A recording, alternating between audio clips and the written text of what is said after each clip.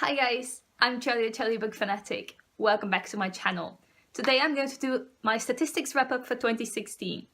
And you don't even want to know the stack of books my phone is on right now. Like, I destroyed my shelves to get at my height because I want to stand up, because if I sit down the sun shines into my eyes and I literally can't keep my eyes open. So that's why. So to talk about my statistics, first of all, I have to tell you about the total amount of books I have read in 2016, which is 179 books. 22 of those books are written by people of color, which is a shameful amount. I am not going to lie. I am surprised there were 22 authors on this list, but 179 books and only 22 of those books are written by authors of color.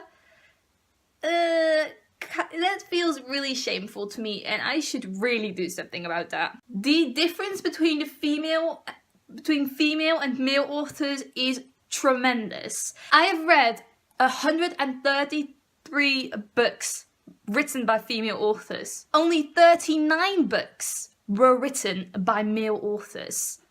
Wow, that says so much about my reading habits.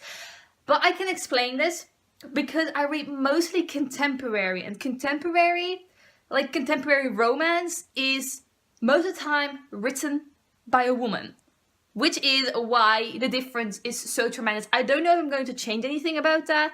I think it's going to be random for the next year as well, because honestly, I pick books on if the summary sounds interesting to me or not. I'm not going to pick books based on if they're written by females or written by males. And I feel like the amount of books I have read by female authors is amazing. It's incredible. And I really want to support female authors. And some of my favorite authors are male authors as well. So most books by male authors I have read were books I've loved. So I feel like it's alright this way. 67 of the 179 books were set in other countries than North America or England. And I have to be honest with this. I included fantasy books set in other worlds with this as well. Most of these books are fantasy books set in other worlds, but I also have read a lot of books set outside of North America and England in the real world. Like books set in Australia, the Netherlands,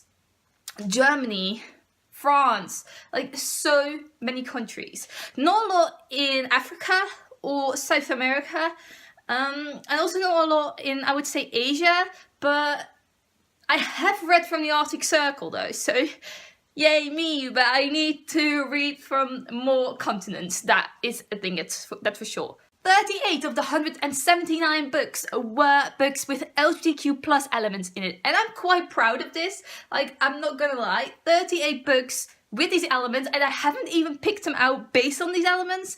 I'm quite proud of myself. It always could be better, but I feel like I've been doing really well with this for the past year. 48 of the 179 books were books with people of colour included in them. So I've read even more books with people of colour in them than I've read books with people with LGBTQ plus elements in them. I think this is also really good. Like, all books should have people of colour in them. That's how the real world works as well. And I feel like every book should have that, but I'm quite happy with the amount of diversity I've gotten in my books,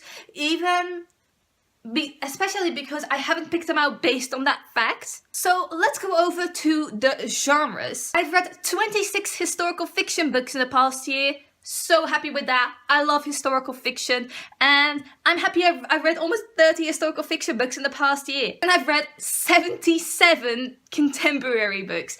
This is the most amount of books in any genre I have. Contemporary is my jam. I love reading contemporary. I love reading about the real world, especially YA, contemporary romance.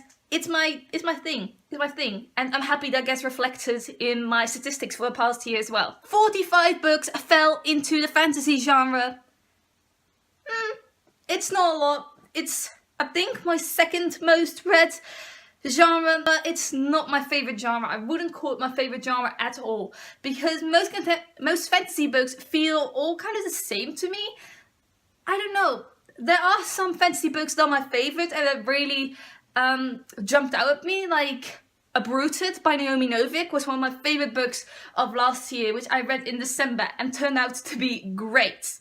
But fantasy books, overall, meh. And 17 of the books I read were science fiction books, which is crazy to me because before 2016, I don't think I have ever read any science fiction. And then I suddenly read 17 science fiction books.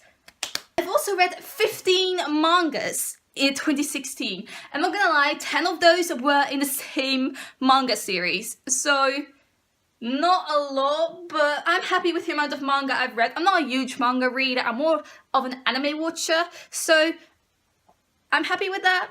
I like the mangas I've read, but I wouldn't necessarily improve upon it. And I read 3 poetry collections in the last year. I don't think I have read any poetry before 2016. I've written poetry myself because I enjoy poetry, but I haven't really read any poetry collections. And then I read 2 by Lang Leave last year. I also DNF'd one by Charles Bukowski. And I think that was it, basically. I DNF'd one and I read 2 by Lang Leave and loved both of those. The other books that are left over fell into other genres that I didn't track really. Not the spreadsheet I'm talking about right now. So yeah, that is how it all went down last year. Then let's talk about age groups. I tracked NA, which is new adult, YA, which is young adult, and adult books read. 95 of the 179 books were young adult. I love young adult literature. It's not that strange to me. But I am amazed at the other books I've read were all either new adults or adult books. Like, I've read so many. 14 of the 179 books were new adult books. I like new adults sometimes. Not a lot, but sometimes I can really enjoy it. 54 books were adult books. The difference between YA and adult is not that big for me, I feel like. At least, I am so proud of myself for reading so many adult books and keeping the difference between YA and adult books relatively low. And lastly, let's talk about my star ratings I gave out for the last year. 6 of the 179 books I gave 1 star, which is quite an amount of books to give 1 star, but I must have had good reason to give those books 1 star. And all of those books probably were included in my worst books of 2016 video, which I will link down below. 15 of the 179 books I gave 2 stars. Again, it's quite low, it's okay. I've read some books I really didn't enjoy in the past year, and I became quite more critical of the books I've read, but I've read more books that I enjoyed than books I disliked, which is always a good thing. I gave 74 of the 179 books 3 stars.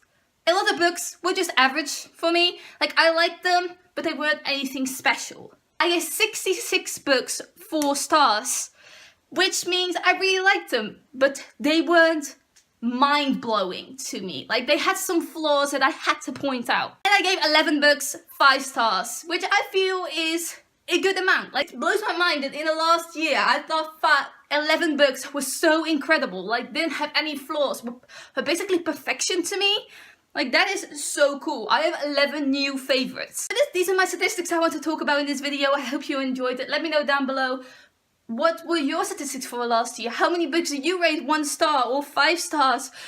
And what was the genre you read the most? I would love to know all of these things. I'm sorry if I moved around a lot in this video. As soon as I stand up, I become so energetic. I have ADHD, so that might be why. I think I need to go sit down. Like, I think I have to go sit down. Goodbye!